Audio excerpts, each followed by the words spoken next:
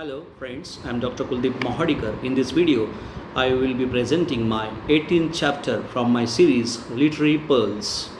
The title of this chapter is Bacon's Ethical Principles. We have already seen Bacon as an essayist in a previous video. So in this video, I will be presenting on ethical principles in Bacon's essays. Bacon's essays is a compendium of precepts not strictly moral. He preaches morality and prudence both. Some of his essays reveal his bias for pure morality, while some are mainly based on prudential outlook, and yet others indicate a balance the two. Though at times his tone becomes actually cynical, yet on the whole his attitude towards life is that of a practical man. He seems absorbed with the passion for success in life. He lays down certain rules for attainment of worldly prosperity and position. He points out the pitfalls on the path towards success and then tells us how to overcome or avert these obstacles. To Bacon's mind, the path of success is not necessarily the path of virtue.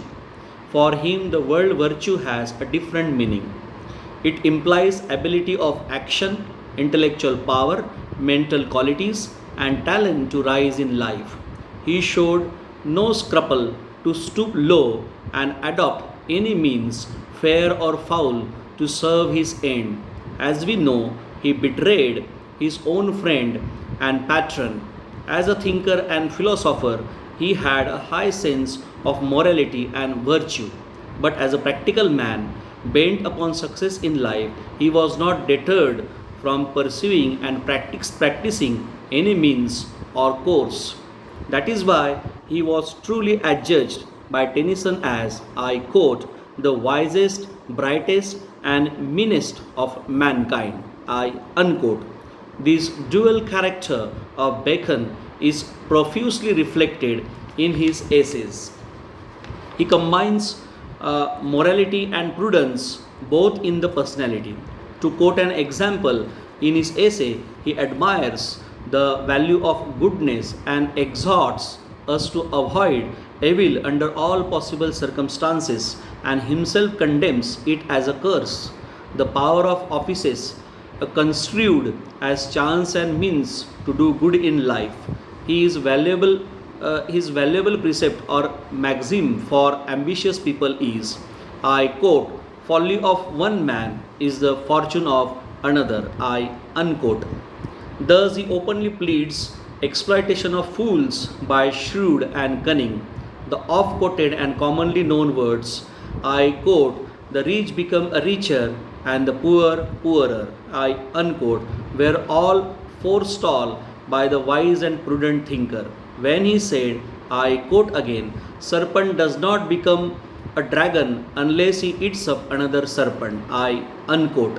Thus Bacon's ethics savors of practice, wisdom and fact, readiness to exploit and stoop to any means for the achievement of purpose. He prefers realism to idealism, prudence to morality, or vice to virtue if needed be. He was surrounded by men who gained fortune and success through fraud and flattery. His history also confirmed this policy of deceit and cunning for success in life. Naturally, he was inclined to tread in their footsteps and take to dishonest and unscrupulous method. Bacon came from good family and moved in a society of high order, nobles, courtiers, statesmen, and politicians. This was an atmosphere surcharged with fraud, intrigue, falsehood, and flattery. These people shamelessly competed with one another for promotion and success. It was in the midst of this environs, full of rivalry and conspiracy, that Bacon had to make his headway and realize his ambition. Purity of moral or truth could pay one no dividends. Prudence had the better of morality. Virtue was given a new interpretation to suit and serve the end in view. Hence, No wonder if Bacon tempered his moralism with a touch of realism, if he was blazed in favor of prudence, and if the subordinated idealism to practically and prostituted virtue for well and success. So far, we have illustrated only one side, the dark side of Bacon's character. The bright side too must be brought to light. A close perusal of his essays will fully bear out the better part of his personality. He had a high sense of moral values. In his essays of truth and of goodness and goodness of nature, we have ample proof of this view. He loved and admired truth and goodness for their own sake. He says, I quote, it will be acknowledged by those that practice it not, that clear and round dealing is the honor of man's nature, and that mixture of falsehood is like alloy that embased it. I unquote. Again, we came across such a golden word as I quote. Certainly, it is heaven upon earth to have a man's mind move in charity, rest in providence, and turn upon the poles of truth. I unquote. How beautifully and strongly he admires the virtues of goodness with the faith and zeal of true Christian. I quote, this of all virtues and dignities of the mind is the greatest, being the character of the piety, and without it man is busy, mischievous, wretched thing, no better than a kind of vermino. I unquote. What a lofty conception, noble interpretation, and strong plea for the virtue of goodness, or for the virtue of character also. Here he reveals the best and brightest aspect of his character. He is not practical, prudential man of the world, but a true idealist who regard truth and goodness in man as an attribute of good. He looks upon the virtue as the highest and noblest end of life. Thus, Bacon is a strange amalgam of the idealist and the realist, of morality and prudent, of the ethereal and the earthly.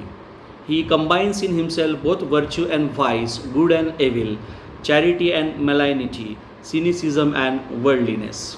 He is essentially a practical man of the world, intent on attaining success and prosperity, and his whole life enters on and revolves around this single pivot or axis. To this end, he turns all his knowledge, wisdom, tact, and talent. To sum up, Bacon is a philosopher, practical man of the world, moralist, idealist, and good Christian in one.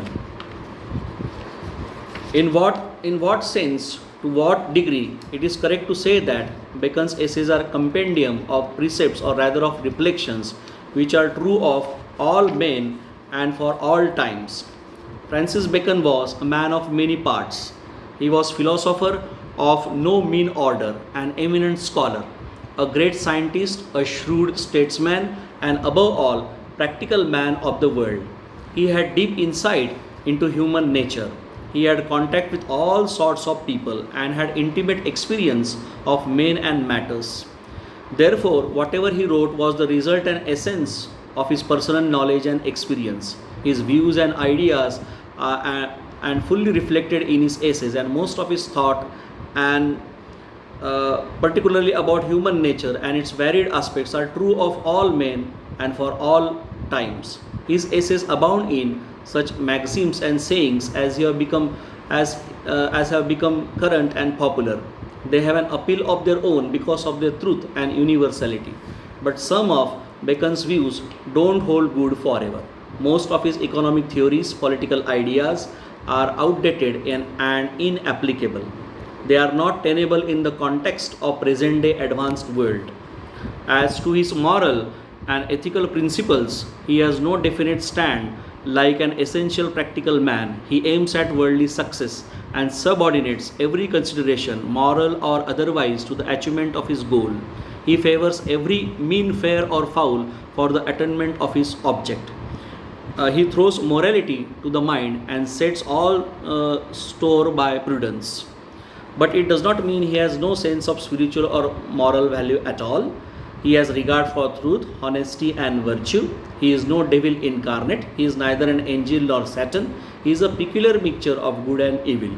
He blends virtue with vice and morality with prudence in his nature and conduct. This twofold personality of Bacon is fully expressed in his essays. His vast knowledge, profound wisdom, and ripe experience may be easily illustrated, and quotations from his own writings. In his essay of Truth, he says, I quote, certainly it is heaven upon earth to have a man's mind move in charity, rest in providence, and turn upon the poles of truth. Here we find expression of noblest sentiments in pithiest language, characteristic of Bacon. He assumes the role of a great moralist with full and deep realization of the value of charity, truth, and faith. This is an example of one of his best precepts. I quote, men fear death as children fear to go in the dark. I unquote. This is another aphorism which is true of all men for all times as it relates to human nature, which is the same everywhere. His idea of revenge too cannot be challenged. How briefly but forcefully he says, I quote, revenge triumphs over death, love sights it. I unquote. I quote again, honor aspired to it, grief flied to it, fear preoccupied it. I unquote.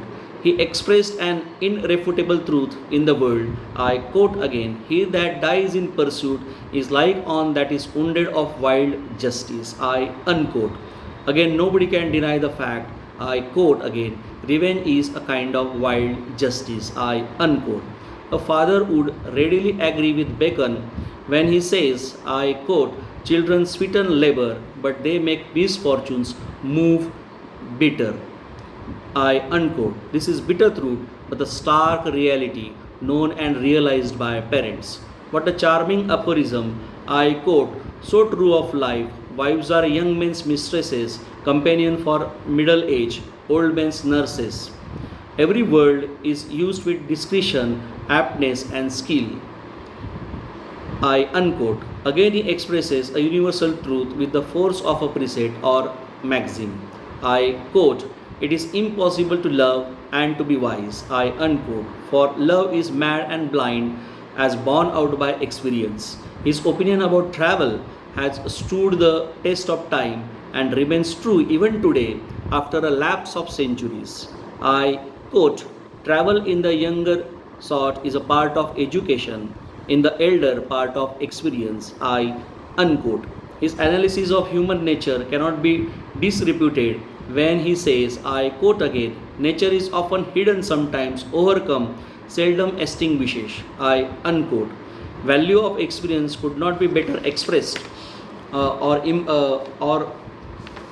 impressed than Bacon. A man that is young in years may be old in hearts if he have lost no time. The nature or character of old people has been admirably depicted. I quote, O men of age, object too much, consult too young, adventure too little, repent too soon. The temptation to quote from off studies is irresistible. We came across very fine opinions. Therein, I quote, studies serve for delight, for ornament, and for ability. I unquote. I again quote, reading makes a full man, conference a ready man, and writing an exact man. I unquote. I quote again, histories make a wise man wise, poets witty, the mathematician subtle, natural philosophy deep, moral grave logic, and rhetoric able to contain. I unquote. So Bacon's political views are also questionable. He stood for absolute power for a king. The king was to his mind above all criticism and had certain prerogatives beyond all law. His person was above everything. Judges could not interfere with his sovereignty. Their functions were limited to the people only. Bacon's economic theories too are not tenable. He was against banks, for he suspected that they exported gold out of England and thus impoverished the country. But today we see that banks play an important part in the economy of a nation and are indispensable for commerce and trade. Again, war offers no solution for any political or economical problems. These are the days of cooperation and mutual goodwill. So this was all about my side on ethical principles from Bacon. Thanks, friends.